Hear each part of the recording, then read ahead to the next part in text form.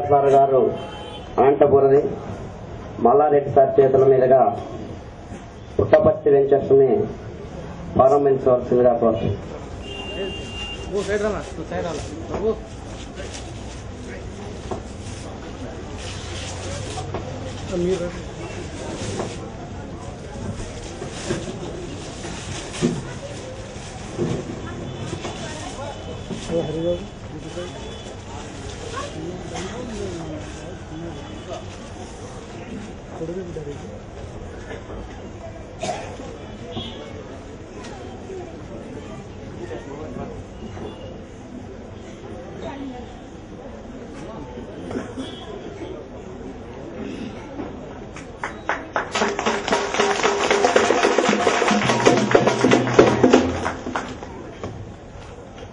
అదేవిధంగా ధరణి welfare association స్వతంత్రంగా ఏర్పాటు చేసుకున్నటువంటి సంస్థకు సభ్యత్వాన్ని ప్రారంభించవలసిందిగా మా ముందు తరం నాయకుడు మాజీ నక్సలైట్ నక్సల్బరి వారసుల్లో ఒకరైనటువంటి లోచర్ల పెద్దారెడ్డి గారి మీదుగా మొదటి సభ్యత్వం నమోదును చేస్తున్నాం.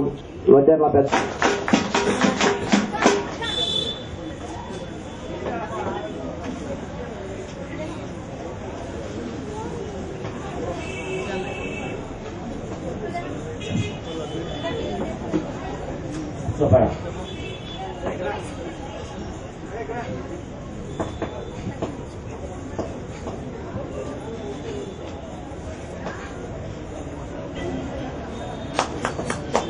థ్యాంక్ యూ మొదటి సభ్యత్వం నమోదు కార్యక్రమం చేసినటువంటి పెద్దారెడ్డి గారికి.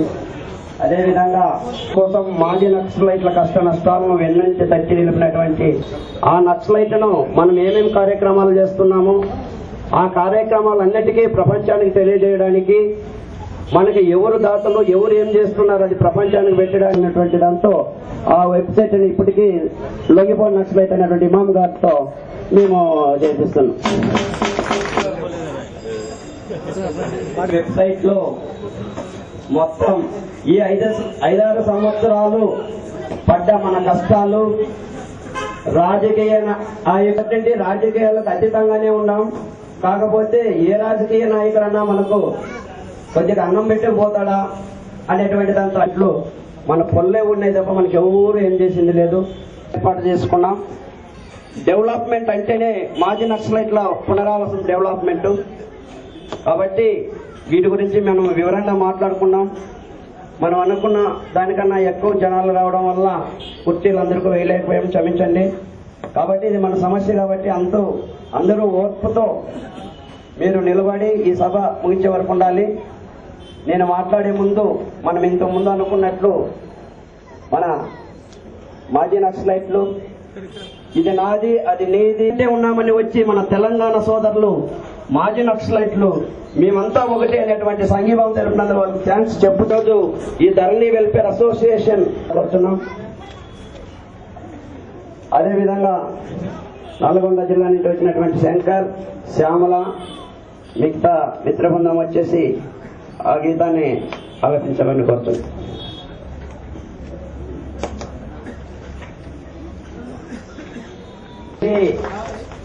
బాడీలు కూడా చూసుకుంటామో లేదో, శవాలను కూడా చూసుకుంటామో లేదని మొదటిసారి 90 ఏళ్ళలో నల్లమలకు పోయినప్పుడు చిన్న పిల్లోడు, అంటే ఇప్పుడు నాకు 45 కాబట్టి పిల్లోడు అన్నాను. చాలా ఆనందంగా ఉంది ఈరోజు మా మిత్రులు మా దగ్గరికి రావడం.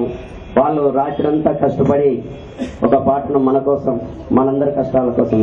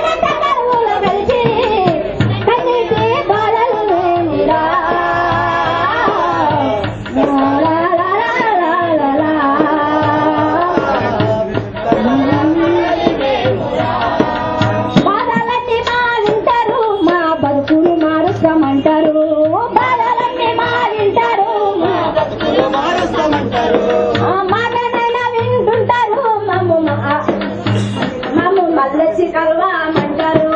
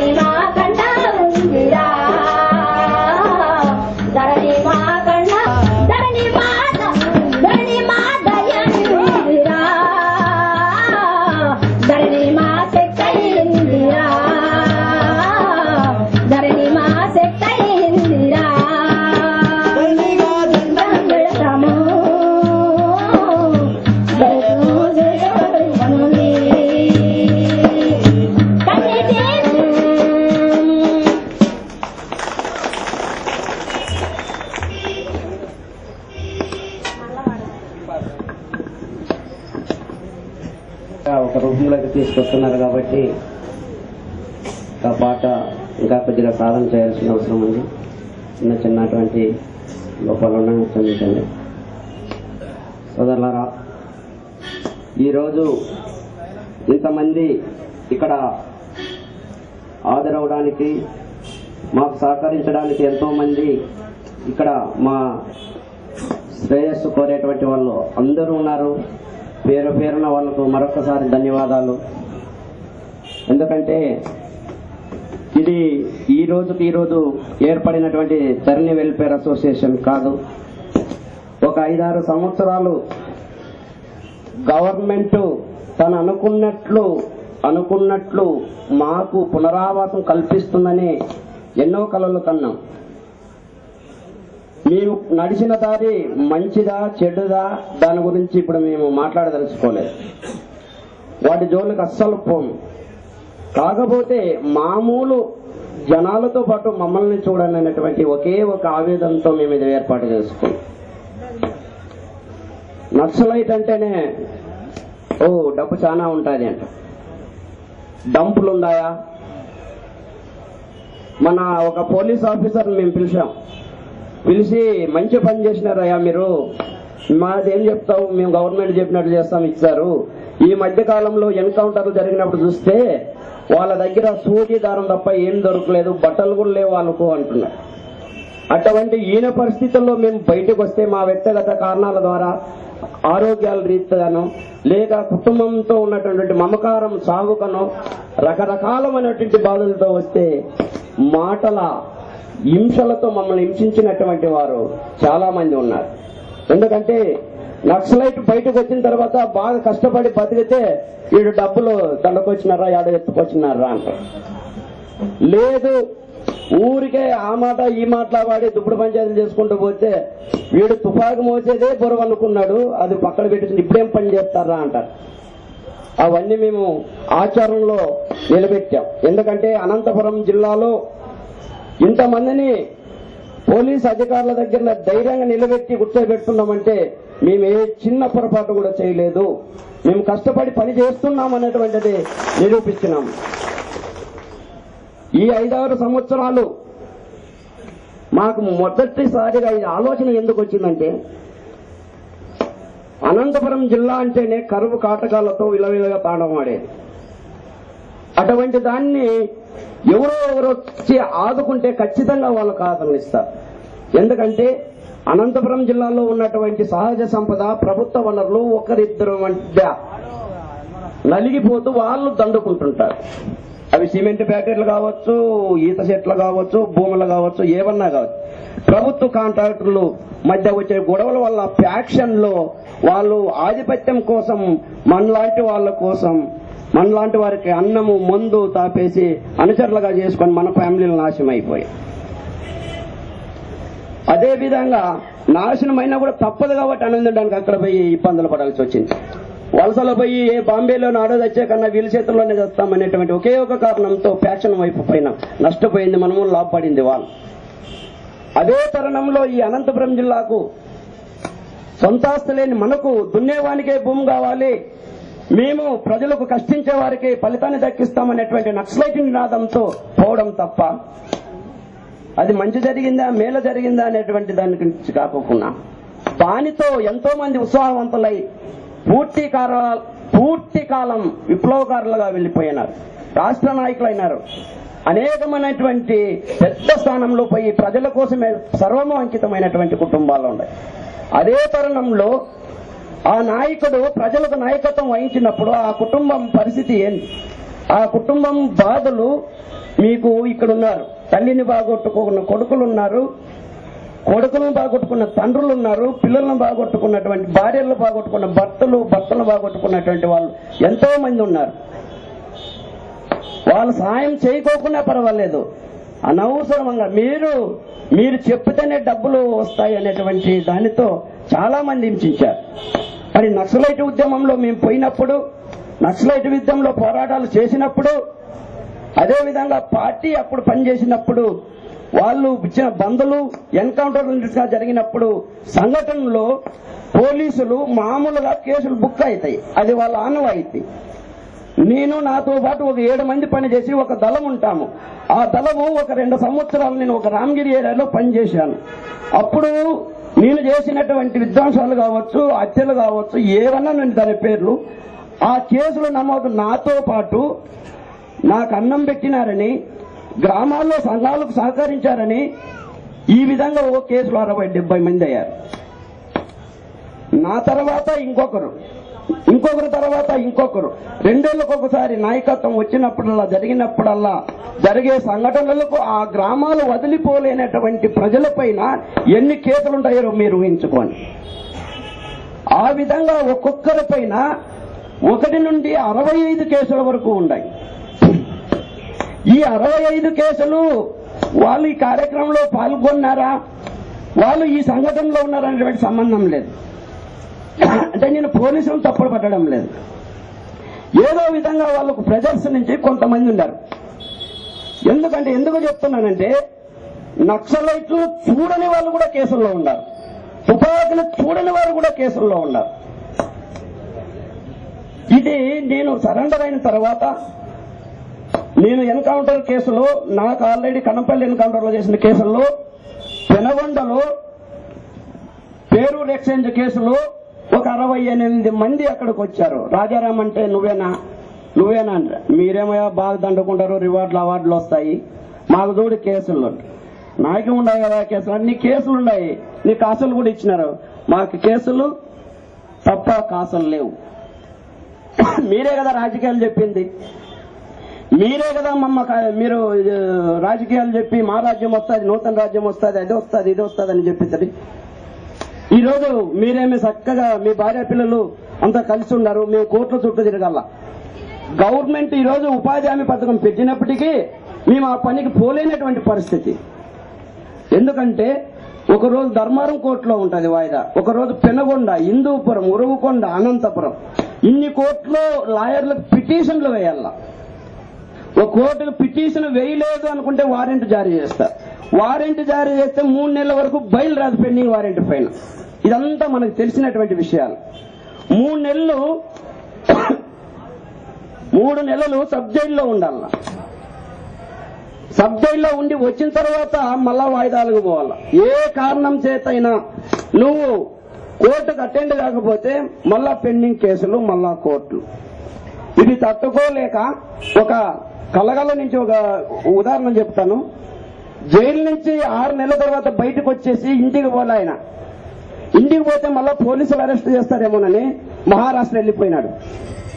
వీడెక్కడున్న భార్య పల్లెలను విడిచిపెట్టేసి మహారాష్ట్రలోకి వెళ్ళిపోయి అక్కడ పెళ్లి చేసుకొని ఏదో 5-6 సంవత్సరాలకు ఫోన్ చేసినాడు. అక్కడ ఇక ఆయన జీవితం ఆయన అక్కడ వెళ్ళిపోయాడు. ఈ విధంగా బెంగళూరు, మహారాష్ట్ర, కర్ణాటకల్లో ఎంతో మంది కేసులకు భయపడి వెళ్ళిపోయారు. మేము తప్పు చేసినామా రైట్ చేసినామా నేను అనకపోలే, కానీ మేము వచ్చిన తర్వాత మాకు మేలు జరిగిందనే కంటే మాకు ఒక గుర్తింపు ఉంది. రాజారాం అంటే ఓహో ఈయన నక్సలైటప్పా, ఈయన ఒక గుర్తింపప్ప, ఈయనకేదో చేయాలప్ప అంటారు. మేము గట్టిగా మాట్లాడగలుగుతాం, అధికారుల దగ్గర చేసుకోగలుగుతాం. కానీ వీళ్ళేంది, వీళ్ళ పరిస్థితి ఏంది, కేసులు ఉన్నాయి. పునరావాసం అనేటువంటిది నక్సలైట్లకు. ఎవరు నక్సలైట్లు? తుపాకు పట్టిన వారేనా నక్సలైట్లు? మేము కాదా? ఎందుకంటే మేము మావంతా ఇప్పుడు వీళ్ళంతా పోయినారు కలెక్టర్ ఆఫీసుల దగ్గరికి. పోతే ఏమయ్యా పునరావాసం, నువ్వు యాదలంలో పనిచేసినావు, ఈ తుపాకు ఎవరికి ఇచ్చినావు, నువ్వు ఎవరి కింద పని చేసినావు అంట. నేను నక్సలైటే కాదా, నాకు కేసులు ఉన్నాయంటే మరి నీకు పునరావాసం లేదంట. మరి పునరావాసం లేదు నక్సలైట్లు కానీ ఎవరు నాపై నక్సలైట్ల కేసులు ఎందుకు పెట్టారంటే జవాబు లేదు. ఒక కర్ణాటక కేసులో మన తిరుమని దగ్గర అప్పుడున్నటువంటి పీపుల్స్ వార్ పార్టీ అక్కడ ఒక సంఘటనలో కర్ణాటక పోలీసులని పైన దాడి చేసి ఒక సంఘటన చేస్తే ఆ చుట్టుపక్కల ఉన్నటువంటి వాళ్ళు విలేజెస్ లో ఇప్పుడు అక్కడ ఏం చేస్తారంటే అక్కడ దళము, రాజారాం దళము అని ఉందనుకోండి, ఆ దళంలో ఉన్న సభ్యులందరినీ రిజిస్టర్ చేస్తారు. ఇంకా ఆ చుట్టుపక్కల ఏ పేరు దొరికితే అదర్స్ పేరు మీద కర్ణాటక పోలీసులను సిక్కినోన్నే వాడే గంగన్న వాడే రాజారాం అంతే పట్టుకుపోయి అరెస్ట్ చేశారు. అరెస్ట్ చేస్తే కర్ణాటక కేసులో అరెస్ట్ చేస్తే బెయిల్ లేదు, ఏం లేదు. కేసు వీళ్ళు చేయలేదని కొట్టేయడానికి 7 సంవత్సరాలు పట్టింది. 7 సంవత్సరాల వరకు బెంగళూరులోనే, టుమ్కూరులోనే ఇక్కడే ఉన్నారు. 7 సంవత్సరాలు వస్తే భార్య పిల్లలు ఎట్లుంటారు? ప్రత్యక్షంగా కోర్టు కొట్టేసినప్పుడు వీళ్ళకి సంబంధం లేదని చెప్పడానికి 7 సంవత్సరాలు పట్టినప్పుడు ఆ జీవితాన్ని ఎవరు తిరిగిస్తారు? ఇవి 2 సంఘటనలు ఒక చిన్న ఉదాహరణలే. మరి ఇవన్నీ సంఘటనలు జరుగుతున్నప్పుడు మేము అంతో ఇంతో చదువుకున్నప్పుడు మేము చలించడం తప్ప, మేము వీటి గురించి ఆలోచించడం తప్ప. సరెండర్ అయినప్పుడు సంజయ్ కుమార్ జైన్ సార్ ఉన్నప్పుడు, సార్ మమ్మల్ని కేసులు లేవు కదా సార్, ఉదయాన్నే రండి సాయంత్రం పోయినారని ఇట్లా డైరెక్ట్ అడిగాం ఇలా కట్టుబడి. నో ప్రాబ్లం లేదన్నా వదిలేశారు. తర్వాత నా కేసులు బయలు తీసుకో, నువ్వు తెచ్చుకో, కోర్టుకు పో అన్నారు. మరి వీళ్ళందరికీ ఎందుకు జరగలేదనేది ఆలోచనలో పడ్డాం మేము ప్రత్యక్షంగా. మరి వీళ్ళందరికీ నక్సలైట్లు అనేటువంటి వాళ్ళపైన ఈ రోజు 1200 మంది పైన ఈ రోజు కేసులు ఉన్నాయి. వీటి గురించి ఎవరు పట్టించుకుంటారు? ఈ రోజు విముక్తి ప్రాంతము, గెరిల్లా బేస్ అనేటువంటి దానితో పీపుల్స్ వార్ పార్టీ ఈ రోజు తమ స్థావరాల ఏరియాకి వెళ్ళిపోయింది. ఈ రోజు మైదాన ప్రాంతంలో వీళ్ళకి అండం ఆపలేదు. ఎవరు వీళ్ళని? ప్రభుత్వమా? సరే అంటారు, మా పార్టీలో చేయరు, కాండవా చేస్తారు, చేయగలుగుతారు, ఆ రోజు ఫ్లెక్సీ చేస్తారు, నక్సలైట్లు మా దాంట్లోకి వచ్చినారు, మాకు బలం పెరిగిందంటారు, ఎండ దడతారు. మళ్ళా అలా ఇట్లా జరుగుతున్నాయని నేను మొదటిసారిగా ఏమన్నా రాజశేఖర రెడ్డి చేస్తాడు, మన ముఖ్యమంత్రి కదా పదామన్నాడు. మేము కూడా అప్పటికి ఆలోచించినాం. అప్పటికే చర్చలు అవి ఇవి అయిపోయినాయి. మరి జరుగుతుందా లేదా అనేటువంటి పైన మాట్లాడదామంటే సరే అన్నారు. ఆ రోజు ముఖ్యంగా మాకు మరొక ఈ రోజు ఈడ కలిసిన వాళ్ళకు మనమంతా అన్నం చేసుకున్నాం. అంటే మనకు ఎవరో వెనకల నుంచి అండు ఉండారనేది. ఆ రోజు కూడా రాజకీయం అన్నారు. మీకు తెలుసు జీపీ రామయ్య సాగు గారు ఒక శెట్టి ఉన్నాడు, ఆయన మాకు 300 మందికి అన్నం పెట్టారు. ఆ రోజు మీరు పేపర్లో చూసింటారు, మీకు కేసులు కొట్టేస్తాం, మీకు ఇంటి స్వాట పడినామయ్యా, మాకు బ్యాంక్ రుణాలు ఉంటాయి, ఇవన్నీ ఎంత పడినారు, ఇంటి స్థలాలు ఏమంటే ఎంత పడినారు, ఏం చేయాలో చెప్పారు. ఆటికి ఆ రోజు విముక్తి కలిగించేసినారు. దానితో ఆ ఉత్తేజంతో మేము కాంగ్రెస్ అది ఇది పోయి వచ్చిండేది అందరికీ మీకు తెలుసు. మేము ఆ రోజు కాంగ్రెస్ లేకుంటే ఇంకోటి ఏదో ప్రేమో కాదు, ఈ బాధలు ఎట్లా తీరుతాయనేటువంటి ఒకే ఒక కారణంతో అన్ని పార్టీలు ఒక్కొక్కప్పుడు శాసించినటువంటి వారు. ఎందుకంటే అంతకుముందు మల్లగాడు, ఎల్లగాడు, తుల్లగాడు. కానీ ఎప్పుడైతే పీపుల్స్